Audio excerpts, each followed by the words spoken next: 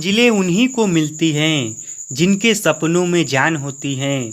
पंखों से कुछ नहीं होता, हौसलों से उड़ान होती हैं। हेलो दोस्तों, मैं हूं राहुल कुमार और आज इस वीडियो में हम लोग सीखेंगे कि जब किसी व्यक्ति के भार पृथ्वी पर इतना केजी है तो उसका भार चंद्रमा पर कितना होगा। जी हाँ, इसी को समझाने के लिए मैंने एक प्रश्न लिया है कि किसी व्यक्ति के द्रव्यमान 60 केजी है तो चंद्रमा पर उसका भार क्या होगा।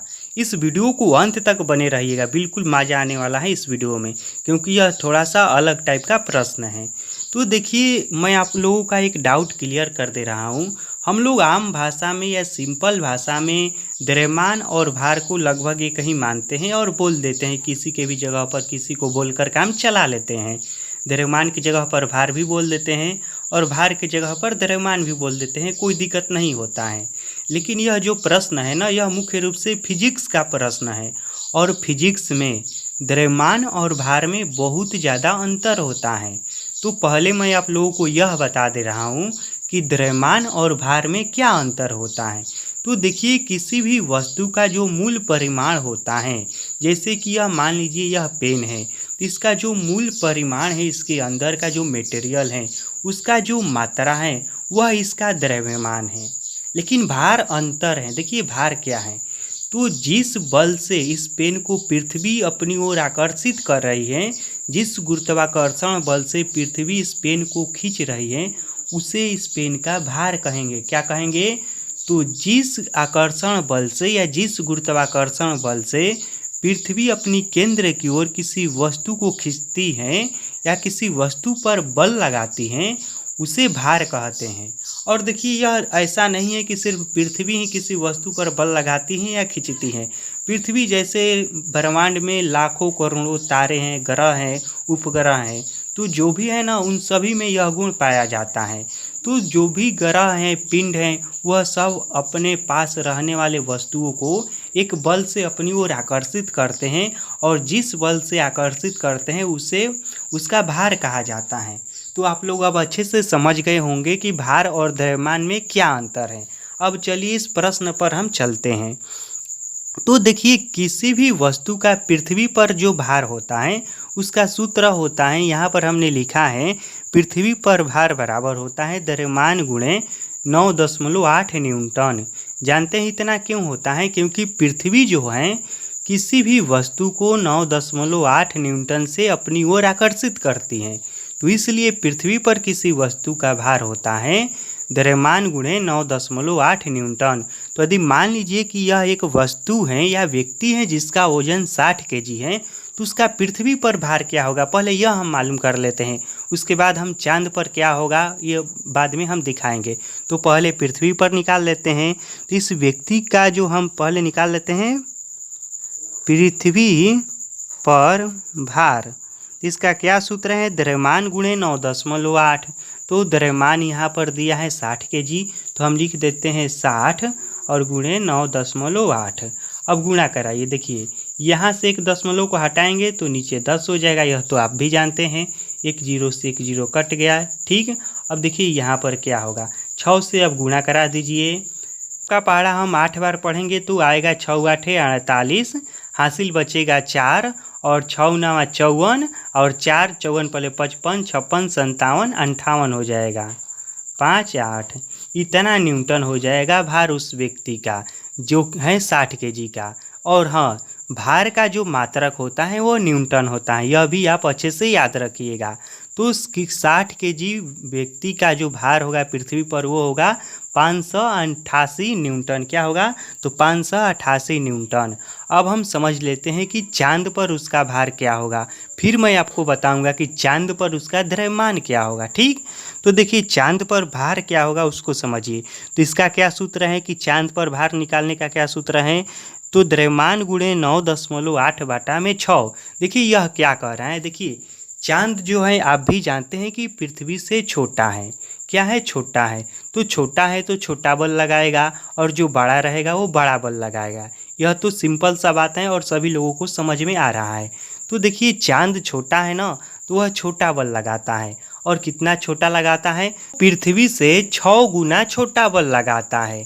यानी कि जो वस्तु मान लीजिए कि पृथ्वी पर जितना केजी का है तो उससे 6 गुना कम केजी का होगा चांद पर, या किसी वस्तु का भार जितना है पृथ्वी पर उससे 6 गुना कम होगा चांद पर, क्योंकि चांद पृथ्वी से 6 गुना कम बल लगाता है। तो अब हम निकाल लेते हैं कि 60 केजी के व्यक्ति का भार चंद्रमा पर क्या होगा। तो दूसरा कंडीशन है कि चांद पर भार, तो लिखेंगे द्रव्यमान, तो द्रव्यमान है 60 केजी। आप अपना भार निकाल कर कमेंट में बताइएगा कि आपका भार चांद पर क्या होगा, ठीक है। तो 60 गुणे क्या है सूत्र में, तो 9.8 बटा में 6 इतना है। तो फिर से यहाँ पर देखिए ना, यह दशमलव हटाएंगे तो यहाँ पर हो जाएगा 10 हो जाएगा ना, तो 1 0 से 1 0 कट गया और यह 6 से यह 6 कट गया। तो सिंपल में क्या बचा यहाँ पर देखिए, तो 98 बचा, 98 न्यूटन। यानी कि 60 केजी के व्यक्ति जो हैं उसका भार यदि चांद पर हम मापेंगे तो चांद पर आएगा 98 न्यूटन। कितना होगा, तो 98 न्यूटन होगा उसका चांद पर भार। अब हम मालूम कर लेते हैं कि चांद पर उस व्यक्ति का द्रव्यमान क्या होगा। तो मैं आप लोगों के जानकारी के लिए बता दूं कि द्रव्यमान जो है किसी भी व्यक्ति का कहीं पर भी नहीं बदलता है, केवल भार बदलता है। जी हाँ, मान लीजिए कि इस पेन के अंदर का जो मूल परिमाण है वह थोड़े ही बदलेगा, कहीं पर भी जाएंगे तो अंतर होगा तो इसके भार में होगा। अब आप लोगों को अच्छे से समझ में आ रहा होगा ना पहले कि द्रव्यमान और भार क्या है। तो देखिए, द्रव्यमान वो है जो इसके अंदर का जो है वस्तु का मटेरियल है, लेकिन भार वो है जिस बल से इस वस्तु को, यह धरती पर है तो धरती खींच रहा है, चांद पर है तो चांद खींच रहा है। तो जो पिंड इस पेन को अपनी ओर अपनी आकर्षण या गुरुत्वाकर्षण के बल से खींच रहा है वह इसका भार है। तो भार बदलता है जगह के अनुसार, लेकिन द्रव्यमान नहीं बदलता है। अब मैं आप लोगों को यहाँ पर दिखा रहा हूँ कि कैसे इस व्यक्ति का जो द्रव्यमान है चांद पर भी 60 केजी ही होगा, लेकिन भार में देख रहे हैं ना बहुत ज़्यादा का परिवर्तन आ गया है, सीधे 6 गुना कम हो गया है चांद पर, लेकिन द्रव्यमान नहीं बदलेगा। तो देखिए, इसी सूत्र से हम इसका द्रव्यमान निकालते हैं। तो देखिए भार कितना है, आ गया है 98। समझने की कोशिश कीजिएगा। तो यहाँ पर मैं आप लोगों को बताता हूँ। तो भार है 98, हमें निकालना है द्रव्यमान। तो द्रव्यमान को एम से सूचित किया जाता है, ठीक, जिसे मास कहते हैं। तो द्रव्यमान के बदले में हम एम लिख रहे हैं और उसके बाद गुणा में है क्या, देखिए तो 9.8 और बटा में 6 है। अब देखिए इसको इस साइड में भेज दीजिए, ठीक, और एम को इधर ही रहने दीजिए। तो यह जो है उधर जाएगा, देखिए यहाँ पर गुणा में है ना, तो उधर जाएगा तो भागा में हो जाएगा, पलट जाएगा। तो इधर आएगा तो जानते हैं क्या हो जाएगा, 98 हो जाएगा, गुणा हो जाएगा और ऊपर इस बार नीचे 6 है ना, तो इधर आएगा तो ऊपर 6 हो जाएगा। तो 6 ऊपर हो जाएगा और यहाँ पर होगा 9.8 बराबर एम हो जाएगा इस तरह से।